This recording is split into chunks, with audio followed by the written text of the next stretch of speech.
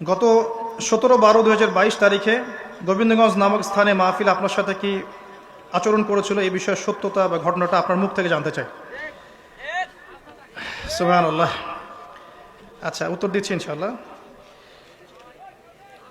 এই কথাগুলো আমি পাবলিকলি বলতে চাইতাম না কখনোই, তবে এখন বলতে বাধ্য হচ্ছি, কারণ এটা ফেসবুকের যুগ, ইউটিউব অনলাইনের যুগ।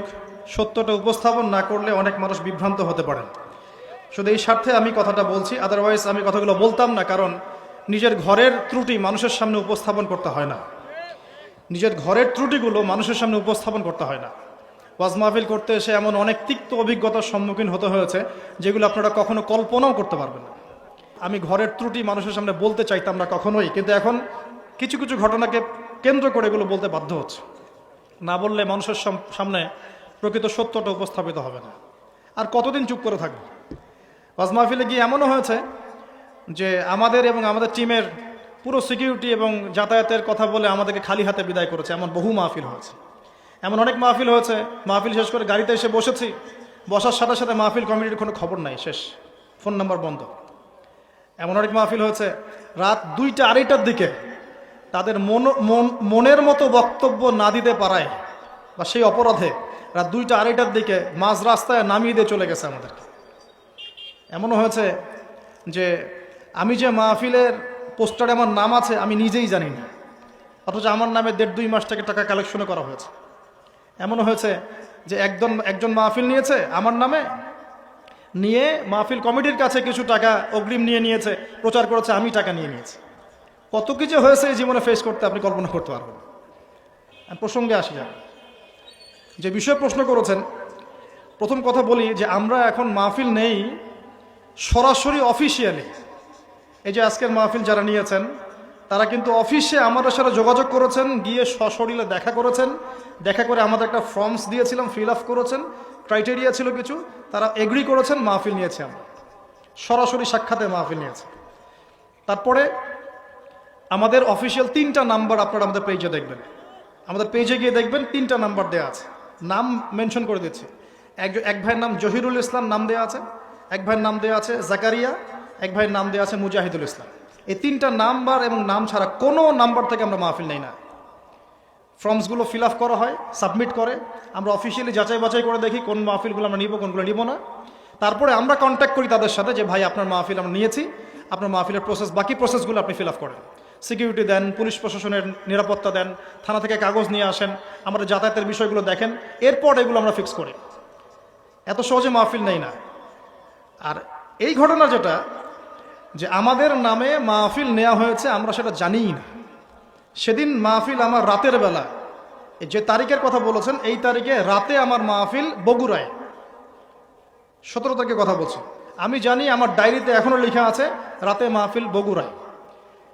তারপরে শুনলাম কিছু দিনী ভাইয়ের মাধ্যমে যে ভাই গোবিন্দগঞ্জ এলাকায় আপনার নামে একটা মাহফিল অ্যারেঞ্জ করা হয়েছে এবং আপনার নামে প্রচুর টাকা পয়সাও তোলা হয়েছে। আমি বললাম কে মাহফিল নিয়েছে, কার মাধ্যমে?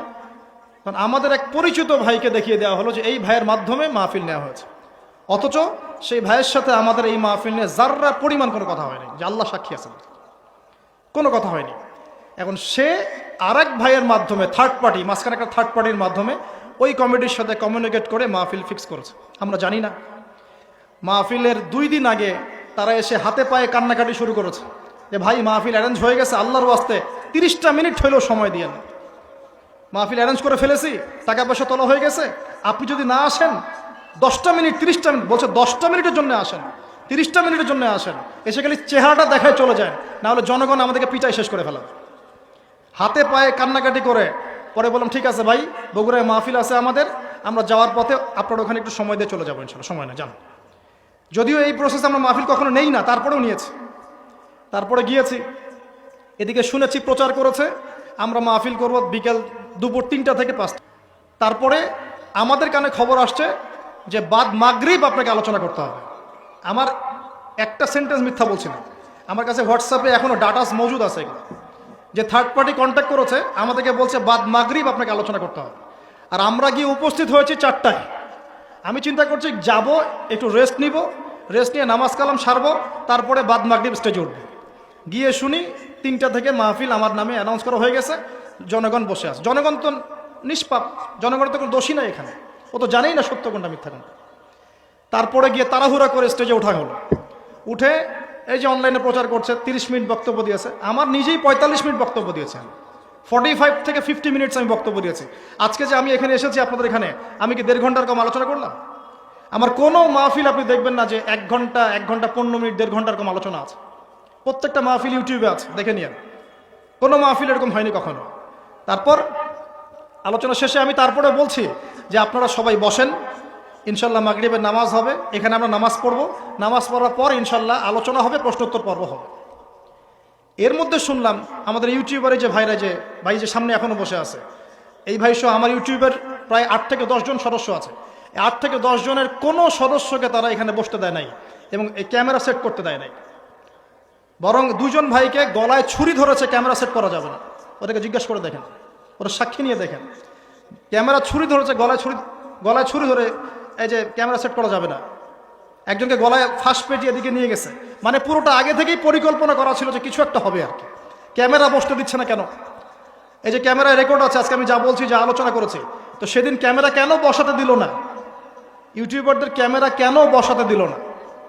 ক্যামেরা থাকতো, দেখতো মানুষ কি হচ্ছে। ক্যামেরা ভাঙচুর করা হয়েছে, ক্যামেরা বসাতে দেওয়া হয়নি।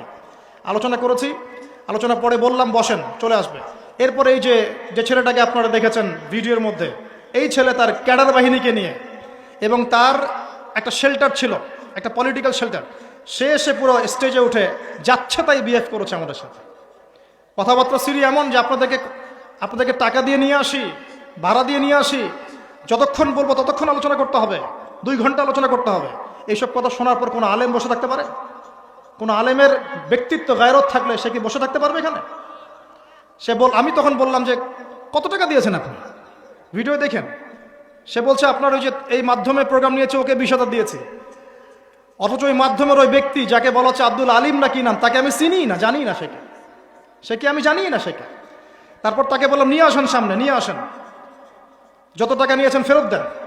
আমার এসব অপমান হওয়ার কোনো প্রয়োজন নাই। প্রয়োজনে টাকা পয়সা হাদিয়া তো সব নিয়ে যান, মাহফিল করার দরকার নাই।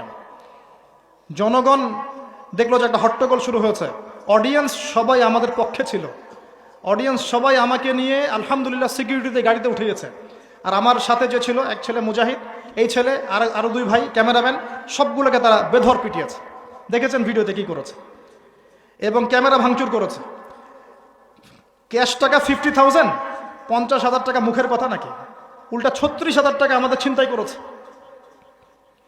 হাতঘড়ি ছিনিয়ে নিয়েছে, হাতঘড়ি নিয়েছে, ক্যামেরা ভাঙচুর করেছে, টাকা ছিনতাই করেছে, পিটিয়েছে, অপমান করেছে, ঘরে আটকে রেখেছে।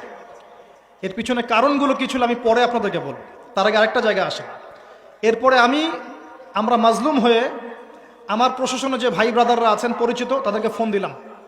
আমি একা ফোন দিয়ে আমার যে ড্রাইভার ভাই আছেন তাকে নিয়ে থানায় গেলাম। গিয়ে সেখানে গিয়ে আমি আমাদের পক্ষ থেকে একটা মামলা দায়ের করলাম। আমাদের প্রশাসনের র্যাব এবং পুলিশের যে ভাইরা আছেন তারা সিকিউরিটি দিয়ে আমার ভাইদেরকে ছাড়িয়ে নিয়ে আসলো। আসার পর আমরা ইউটিউবার ভাইরা সবাই মিলে থানায় বসে আছে। এই যে ভাইরা এখনো বসে আছে। তারপরে আমরা বললাম যে এর বিপক্ষে ব্যবস্থা নিতে হবে। আমরা একটা মামলা দায়ের করলাম। আশ্চর্যের বিষয় হচ্ছে, মামলা দায়ের করার ঠিক পরেই তার পরের দিন 2টা ভিডিও চলে আসলো, একটা জাগো নিউজ, একটা ওই যে 24। সেখানে আপনারা দেখতে পারবেন ভিকটিম আমরা, মাজলুম আমরা, মার খেলাম আমরা, সাক্ষ্য নেওয়া হচ্ছে আসামি সাক্ষী দিচ্ছে কি হয়েছে কি হয় নাই। একটা ন্যাশনাল নিউজ যদি প্রচার করতে চান, আপনাকে পক্ষে বিপক্ষের কথা নিতে হবে না? একটা ন্যাশনাল নিউজ প্রচার করবেন, তাহলে বাদী বিবাদী উভয়ের কথা শুনতে হবে না? যার নামে মামলা করেছি সে দাঁড়িয়ে বলছে যে জনগণ নাকি আমাদেরকে পিটিয়েছে, ও নাকি আমাদেরকে গাড়িতে তুলে দিয়েছে। অথচ ভিডিওটি স্পষ্ট দেখা যাচ্ছে ওই ছেলে আমার ছোট ভাইকে টানা হাসরা করছে, গায়ে হাত তুলছে, ভিডিও স্পষ্ট দেখা যাচ্ছে। এই হলুদ সাংবাদিকতা, টোটালি হলুদ সাংবাদিকতা। যারা ভিকটিম হলো তাদের বিরুদ্ধে ওরা এই সাংবাদিকতা করলো, আর যারা জালেম তাদের পক্ষ নিয়ে সাংবাদিকতা করলো। এর পিছনে কি উদ্দেশ্য হচ্ছে 1 নাম্বার ওয়াজ মাহফিলকে বিতর্কিত করা। নাম্বার 1, 1 নাম্বার উদ্দেশ্য ওয়াজ মাহফিলের যে চলমান সিলসিলা বাংলার মাটিতে চলছে, এই চলমান সিলসিলাকে বিতর্কিত করা একটা প্রধান উদ্দেশ্য 1 নাম্বার। 2 নাম্বার, ওয়াজ মাহফিলে যেসব বক্তাদের মাহফিলে বেশি মানুষ আসে এই বক্তাদেরকে জাতির সামনে এই বিতর্কিত করে উপস্থাপন করা। 2 নাম্বার। 3 নাম্বার, আপনি যদি একজন বক্তা বা আলেমকে বিতর্কিত করতে চান, 2টা ইস্যু লাগবে আপনার। 1, নারী কেলেঙ্কারি, 2, অর্থের কেলেঙ্কারি। মারও খেলাম আমরা, জুলুমের শিকার হলাম আমরা, আর উল্টা আমাদেরকে টাকার মতো ছোট্ট একটা বিষয়কে কেন্দ্র করে আমাদেরকে জাতির সামনে অপমানিত করা হচ্ছে। কত টাকা নেবেন? টাকার জন্য যদি আমরা মাহফিল করতাম, আজকে 10 তলা বাড়ি থাকতো। একদিনে চাইলে আমি 10টা মাহফিল করতে পারতাম। টাকার জন্য যদি আমরা কাজ করতাম, দিনের কাজ, তাহলে আমার নামে শত শত বিঘা জমি থাকতো। আমি আল্লাহর বান্দা, আল্লাহর জমিনে বেঁচে আছি কারাগারের জীবনে। আমার 100 কোনো জমি নাই পৃথিবীতে এখন, 100 কোনো। আল্লাহর কসম করে বলতেছে। আমার 2টা পরিবার ভাড়া থাকি আমরা, প্রত্যেক মাসে ভাড়ার টাকা গুনতে হয় আমাদেরকে। টাকা পয়সা দিয়ে মাহফিল কিনে নিয়েছে। এই যে মাহফিল করতে এখানে এসেছি, কমিটিকে জিজ্ঞাসা করে দেখেন আমরা কোনো চাপ দিয়েছি কিনা। আমরা কেন বলবো যে আমাদেরকে 20 দিতে হবে, 30 দিতে হবে? কমিটি আমাদেরকে বলে ভাই কত হলে আপনি আসতে পারবেন, আপনার যাতায়াত খরচ কত হলে আপনি আসতে পারবেন, তারাই তো আমাদেরকে বলে। আমরা কেন বলতে যাব? আর তাদের যাতায়াতের কষ্ট আছে না, এই কস্টিংগুলো দেখবে না তারা? এখানে সবচেয়ে ন্যাক্কারজনক হচ্ছে যে মার খেয়েছে, যে জুলুমের শিকার হয়েছে, তাদের বিরুদ্ধে সাংবাদিকরা কলম ধরেছে। আশ্চর্য। অথচ একটা ন্যাশনাল নিউজ করতে হলে, কিছু প্রচার করতে হলে পক্ষে বিপক্ষে দুজনের কথা শুনতে হবে কি না? আপনি যারা মারলো তাদেরকে গিয়ে বলছেন কেন মেরেছেন, আর যারা মার খেলো ওদেরকে কিছুই বললেন না। আমাদের নাম্বার ফেসবুকে available, WhatsApp number available, phone করে তো বলতে পারতেন যে ভাই আসলে কি হয়েছিল ঘটনা। তার মানে বোঝা যায় এর পিছনে একটা গভীর ষড়যন্ত্র আছে। ষড়যন্ত্র 1 নাম্বার, আলেম ওলামাদের অবস্থা কিন্তু দেশে ভালো নয়। ষড়যন্ত্র 1 নাম্বার হচ্ছে হকপন্থী আলেম ওলামাদেরকে সমাজ থেকে মাইনাস করে দেওয়া, একটা উদ্দেশ্য। 1। 2 নাম্বার, ওয়াজ মাহফিলকে বিতর্কিত করা, একটা উদ্দেশ্য। 3 নাম্বার, যেসব বক্তাদের ওয়াজ মাহফিলে বেশি মানুষ আসছে, জনগণ শুনছে, আমল করছে, ইসলামের একটা ফ্লো সৃষ্টি হচ্ছে, এই মানুষদেরকে সমাজে বিতর্কিত করে দেওয়া। এবং এই কাজগুলোর মধ্য দিয়ে কারা তাদের এজেন্ডা বাস্তবায়ন করছে আপনারা খুব ভালো করে খেয়াল করে নেবেন। আর কিছু আছে চিলে কান নিল টাইপের মানুষ, যা দেখবে অনলাইনে, যা আসবে দেদাহার্সে প্রচার করা শুরু করবে। তুমি যে ফেসবুকে ইউটিউবিং করছো, ফেসবুকিং করছো, কখনো কি আমাকে জিজ্ঞেস করেছিল, আমাদেরকে জিজ্ঞেস করেছিল ভাই কি হয়েছে আপনাদের সাথে? তুমি এক পক্ষের কথা শুনে গালিগালাজ করছো, চরিত্র নিয়ে কথা বলছো, টাকার কেলেঙ্কারি দিচ্ছ। তোমাদের জন্য 2টা নসিহত করে শেষ করবো, জাস্ট 2টা। 1, নবী সাল্লাল্লাহু আলাইহি ওয়াসাল্লাম বলেছেন কাফা বিল মারই কাযিবান ওয়া হুয়া ইয়াকুল কুল্লামা সামিআ। কোন ব্যক্তির মিথ্যাবাদী হওয়ার জন্য এতটুকুই যথেষ্ট যে সে যা শুনবে যাচাই বাছাই না করেই তা প্রচার করা শুরু করবে। 1।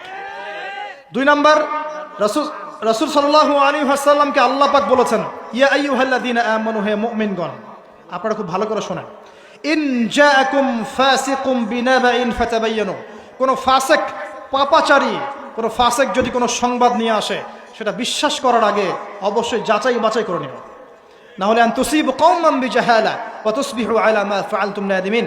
না হলে তোমরা অজ্ঞতাবশত এমন পদক্ষেপ নিয়ে ফেলবে যার ফলশ্রুতিতে তোমাদেরকে অনুতপ্ত হতে হবে। আর সবচেয়ে কষ্ট পেয়েছি আমি এখানে যে কিছু আলেম ওলামাও এর পক্ষে সাফাই গাওয়া শুরু করেছে। আমি এই জায়গায় কষ্ট পেয়েছি। শোনেন, আজকে মজা নিচ্ছেন, ট্রল করছেন, করেন, এটা আপনার দিকেও আসবে ইনশাল্লাহ, দেখে নিন। কারণ এটা শুধু আমাকে উদ্দেশ্য করা নয়, এর উদ্দেশ্য হচ্ছে পুরো ওয়াজ মাহফিল এবং আলেম ওলামা এবং পুরো কমিউনিটিকে বিতর্কিত করা।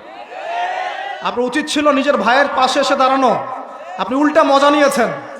এগুলো আল্লাহর আরশ পর্যন্ত পৌঁছে গেছে ইনশাআল্লাহ। আল্লাহ পাক অচিরেই এর ফলাফল নাজিল করবে ইনশাআল্লাহ। আমি তো কিছু করতে পারবো না, মামলা দিয়েছি, মামলার কি হবে আল্লাহ ভালো জানেন। উল্টা তাদের পক্ষেই মানুষ কাজ করছে। আমি শুধু এতটুকু বলছি, আল্লাহর কাছে হাত তুলে দোয়া করছে, আল্লাহুম্মা ইন্না নাজআলুকা ফি নুহুরিহিম ওয়া নাউযু বিকা মিন শুরুরিহিম। আল্লাহুম্মা আকফিনিহিম বিমা শি'তা, আল্লাহুম্মা মুনজিলাল কিতাব ওয়া সারি'আল হিসাব ইহজিমিল আহজাব, আল্লাহুম্মা ইহজিমহুম ওয়া জালজিলহুম। এই দোয়ার অর্থ যারা বুঝবেন জেনে নিয়েন যে আমি কি দোয়াটা করছি। আমি আল্লাহর কাছে দোয়া করছি আল্লাহ পাক সত্যের পক্ষে থাকেন, মিথ্যার বিপক্ষে থাকেন। এখানে ইসলামের বদনাম হয়েছে, আলেমের বদনাম হয়েছে, এবং আল্লাহর দ্বীনের দায়ীদের গায়ে আঘাত এসেছে, ইউটিউবারদেরকে আঘাত করা হয়েছে, এবং মিথ্যা প্রোপাগান্ডা চালিয়ে চরিত্র হনন করা হয়েছে। আল্লাহর কাছে দোয়া করছে আল্লাহ পাক যেন একাই এই জালেমদের বিরুদ্ধে আমাদের পক্ষে যথেষ্ট হয়ে যান ইনশাআল্লাহ। আমরা দোয়া করছি আল্লাহ পাক যেন এদের এবং আমাদের মাঝখানে ফয়সালাকারী হিসেবে আল্লাহ পাকই যথেষ্ট থাকেন ইনশাআল্লাহ। আল্লাহুম্মা মুনজিলাল কিতাব, আল্লাহ পাক কিতাব নাজিলকারী, সারি'আল হিসাব, দ্রুত হিসাব গ্রহণকারী। ইহজিমিল আহজাব, এই জালেমদের এই দলটাকে আল্লাহ পাক ভেঙে দিবেন ইনশাআল্লাহ। আল্লাহুম্মা জালজিলহুম আল্লাহুম্মা হজিমহুম ওয়া জালজিলহুম, আল্লাহ পাক এদেরকে বিধ্বস্ত করবেন, এদের পাগুলোকে ভূমিকম্পের মতো কাঁপিয়ে দিবেন ইনশাআল্লাহ তাআলা। নবী সাল্লাল্লাহু আলাইহি ওয়াসাল্লাম, লাস্ট কথা, নবী সাল্লাল্লাহু আলাইহি ওয়াসাল্লামের উপর অত্যাচার আসলে তিনি দুই রকম সুন্নত দেখিয়েছেন। এক, তিনি মাফ করে দিয়েছেন, যদি ওরা ক্ষমা চাইতো আমি মাফ করে দিতাম, যদি ক্ষমা চাইতো আল্লাহর কসম মাফ করে দিতাম। ক্ষমা না আছে, উল্টা তারা মিথ্যা প্রোপাগান্ডা চালিয়েছে, এর কোনো মাফ নাই ইনশাআল্লাহ। আল্লাহ রসুল আরেকটা সুন্নাত, তিনি বদদোয়া করেছেন, হাত তুলে তুলে বদদোয়া করেছেন, আল্লাহ অমুককে দেখে নিও, তমুককে দেখে নিও, তমুককে দেখে নিও। আজকে আমি মাজলুম, আমরা মাজলুম, শুধু সেই বদদোয়া আল্লাহর কাছে করছে। অচিরেই দেখে নেবেন তাদের কি পরিণত হয় ইনশাআল্লাহ। আমরা কিচ্ছু করবো না, কিচ্ছু বলবো না, আল্লাহর পক্ষ থেকে কি ফয়সালা হয় খালি দেখে নিন ইনশাআল্লাহ। কারণ আল্লাহর দিনের শত্রুতা করে, দিনের দায়ীদের সাথে, আলেমদের সাথে শত্রুতা করে কোনো জালেম, কোনো ফেরাউন, নমরুদ এই দুনিয়াতে টিকতে পারে নাই, আগামীতেও পারবে না ইনশাআল্লাহ তাআলা। আর কিছু বলার মতো মন মানসিকতা আমার নাই। আপনাদের কাছে দোয়া করব, আপনাদের জন্য দোয়া করব এবং অনুরোধ করব যে আল্লাহর ওয়াস্তে এই বিভ্রান্তির যুগে এক পেশে মনোভাব রাখবেন না, সত্য মিথ্যা যাচাই করবেন, তারপরে আপনি বিশ্বাস করবেন ইনশাআল্লাহ তাআলা। আর বিশ্বাস করবেন আল্লাহর পথে দায়ী আলেম, মুহাদ্দিস, মুফতিরা কোনো দিনও দিনের অকল্যাণে কোনো কাজ করে না ইনশাআল্লাহ। আল্লাহ রাব্বুল আলামিন আমাদের সবাইকে পবিত্র কোরআন এবং সহিহ হাদিসগুলো অনুযায়ী আমল করার তৌফিক দান করুন, নবীর সুন্নাহগুলো মেনে চলার তৌফিক দান করুন, এবং আমাদের মাঝে যত ইখতিলাফ আল্লাহ পাক দূর করে দিন, এবং দৃশ্যমান অদৃশ্যমান সমস্ত রকম ইসলামের শত্রু থেকে আল্লাহ পাক আমাদেরকে হেফাজত করুন, আমিন।